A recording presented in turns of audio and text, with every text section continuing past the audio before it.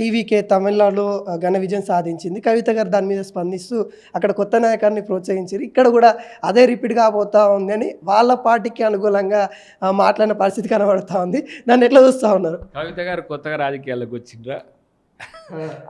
విజయ్ గారితో పోల్చుకునేటప్పుడు కవిత గారు ఎన్ని ఏళ్ళ నుంచి రాజకీయాల్లో ఉన్నారు కాబట్టి విజయ్ది ఒక స్పెసిఫిక్ ఏమంటాము ఒక హిస్టరీ లాంటిదే డెఫినెట్గా.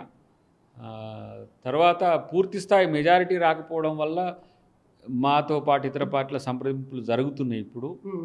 కానీ ఒక న్యూ ట్రెండ్, ఒక దళిత్ అని కూడా చెప్పలేము, ఒక మంచి ఒక సోషల్ జస్టిస్ ఏజెంట్గా తను ప్రజల్ని మెప్పించగలిగిండని అయితే చెప్పగలం. ఎందుకంటే ఇటువైపు ఏఐడిఎంకే అటు డిఎంకే లాంటి ఒక దిగ్గజ పార్టీలను నిలువరించి తను ముందుకు రాగలిగిండు సింగిల్ లార్జెస్ట్గా. అట్లాంటి రాజకీయాలు కోరుకోవాల్సిందే, కానీ తనకెక్కడ కూడా అవినీతి మచ్చనో వాళ్ళ ఎలాంటివి కూడా లేకపోవడం. ఇంకోటి తెలుసా, వాళ్ళు సింగిల్ రూపీ కూడా ఖర్చు పెట్టి ఎవరికి ఇవ్వలేదు. అది ఈ దేశ రాజకీయాల్లో ఒక కొత్త మార్పు అది.